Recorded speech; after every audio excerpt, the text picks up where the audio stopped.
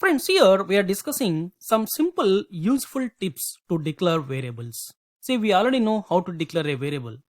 Suppose if I want to define or declare a variable called x with value as 6, I can do in this way.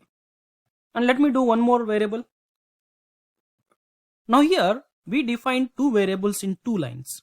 Anyway, this syntax, this rule is correct as per Python. That's why if you run your code, you are not getting any errors. That's fine. But instead of defining your variables in two lines, you can also do it in a single line by using semicolon as a separator between two variable assignment. See that? Now let me print your x and y so that you can see the values of your x and y. Yes, that's perfect. Fine.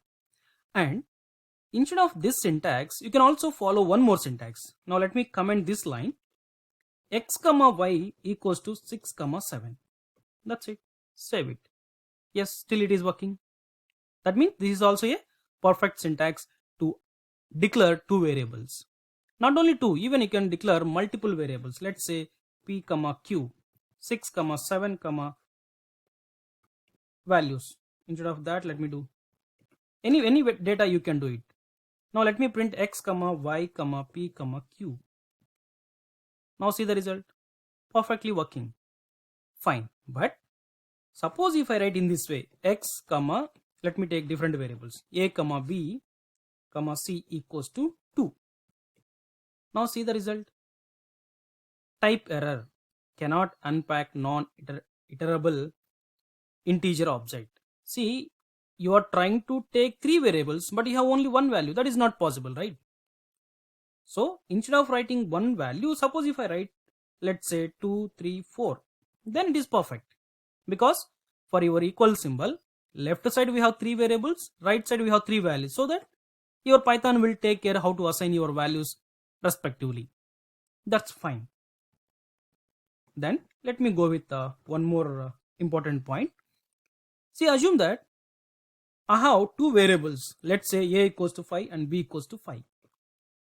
In this way I can define, or let me comment this and go with another way. A equals to 5 semicolon, b equals to 5. This is one more syntax to define your a and b variables. Or one more one is a comma b equals to 5, 5 comma 5. That is one more. But here both values, I mean for a and b, value is same, no? That's why instead of going with about three syntaxes, simply you can write a equals to b equals to 5. That's it. Now let me print a comma b and see the result. You're going to get 5, 5. That's it. Okay. So be clear. If your value is same for multiple variables, you can follow this logic as well. Fine. Now let me go with the last important syntax. See, you have a variable called, let's say, m equals to some number and n. Now here I want to assign m value to n. So actually m value is 45. Directly I can write 45 in this way. But with respect to variable, I want to assign m value to n. That means you can write simply n equals to m. So that m value will be assigned to n. But be clear, in this syntax, suppose if there is no m, then you will get an error. See that? Let me save it. I am writing n equals to m, means I am expecting n value from m variable. Run it and see the result. Name error. So whenever if you get name error, you have to understand that some variable is missing. So m is not defined. Where is m in our code? There is no m. How can you assign that value to another variable? That's why you're getting this error. Now let me define m equals to some number. Then now print n. See the result? That's it, 67.